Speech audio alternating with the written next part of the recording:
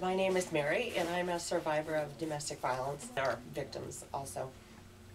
Also, there's a difference between a victim and a survivor, and sometimes I use that interchangeably and probably shouldn't.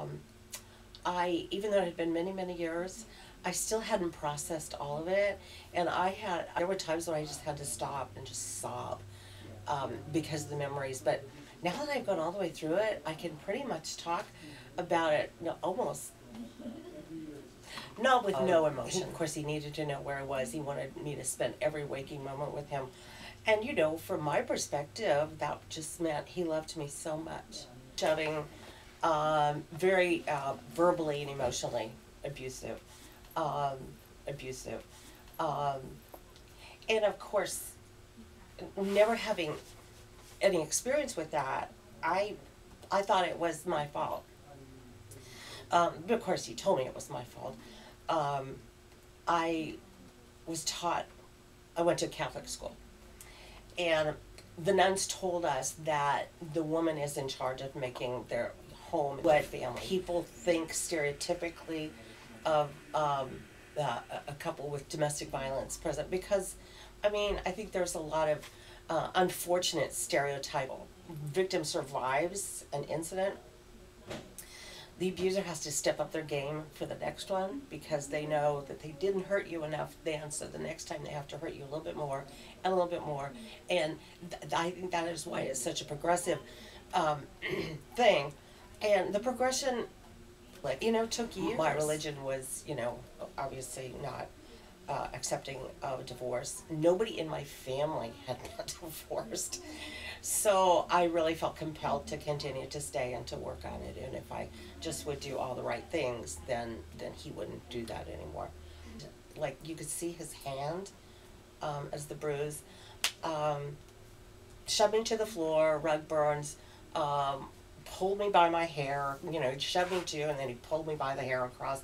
It was just the last night I spent in the house, I slept with my son because I knew he wouldn't kill me if I was laying next to my son. So the next morning, I called my mom and I said, come and get me. I left with a suitcase, literally a suitcase of clothes.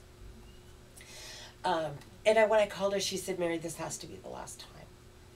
And so I realized that I wore out my family and my friends. They were tired of hearing about it. Why don't you just do something about it? And I don't know why. I just felt like I had nowhere to go, that I had no friends. At some point in time, before we finally divorced, decided he wanted to be a drug dealer. So he was a cocaine dealer, and it was like he promised me he would never do it out of the house. He did it over his, place of business.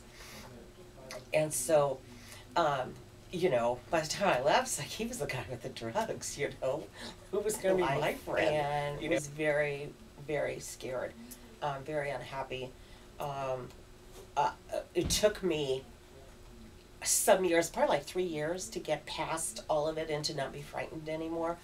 I was afraid of him, that he would come after me. But I was also afraid of whatever drug people he was working with. 3 weeks after our divorce was final, he was arrested. And so guess what everybody thought? Everybody thought that I turned him in. And I did not. And that was one of those, if you ever turn me in, I will kill you. So I didn't, but I started suspicious, seeing a therapist. And I told him, I don't know how to do this. And he said, I will be with you every baby step of the way. So I didn't go for marriage counseling, I went for divorce counseling to find out how to do it. I'd never lived alone. I lived in this great big family, and I was 18 years old, and I was married. And so I literally never lived alone. I never slept in my own bed alone. I had a sister, and then I had a husband. So I truly didn't know. I had not a clue where to even start. And sometimes people go, well, who wouldn't hit her? She's crazy. Well, you're crazy because of the situation you're in. I was a nutcase. So I had to kind of get my act together. Finally done crying about it, and if I can use it as a